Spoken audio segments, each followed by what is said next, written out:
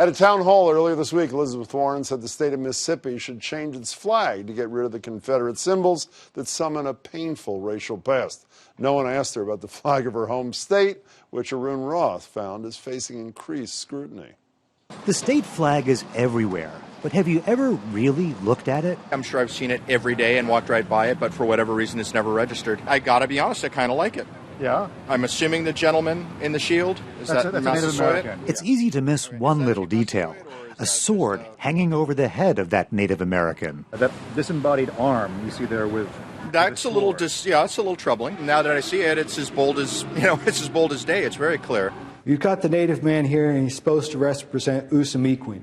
Hartman Dietz is a Wampanoag who learned this history as a kid. Usamequin is the person that history remembers as Massasoit, who signed the peace treaty with the English folks in 1621, known as the 1621 Agreement. And this is what they often remember in the first Thanksgiving. Now, that sword over Usamequin's head is wielded by Miles Standish, who was at that first Thanksgiving and became an American hero for defending the Plymouth colony.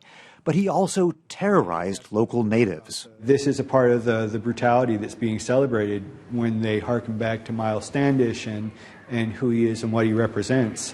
He represents the death of Native people. He represents the threat of sword, the threat of arms. This is a flag that marks the oppression and subjugation of our people under the threat of violence. Now a handful of state lawmakers like Lindsay Sabadosa are pushing legislation to start a conversation about changing these symbols. We need to put together a commission really composed of Native voices so that we can find a symbol that represents the values of Massachusetts, that's true to our history, but is also respectful at the same time. Dietz and Sabadosa both think momentum for change is building, thanks in part to the intense conversations about race in the Trump era. I think that leads people to reflect more on their communities and what are the symbols and emblems that represent us and why do they represent us, and is that who we want to be? For people who want to preserve the tradition and history in the flag, Hartman Dietz says there's a simple solution. If we could just simply change this flag from that sword to a tree, which represents peace. Maybe something about true peace and equality underneath it. We have a whole different meaning to the same symbolism. The movement for change is also taking hold at the local government level. Around 50 cities and towns across the state are considering local resolutions to support changing the flag. Arun Rath joins me now. Arun, good to see you. So I saw you, I was in the library doing our radio show, and I saw you outside doing these interviews. Was there a wide range of opinions? And also, do people even know there was a state flag? Well, that guy that we talked to was pretty emblematic and was like me. I don't know, maybe like you. I had never looked at the state flag before. I'm embarrassed to say that.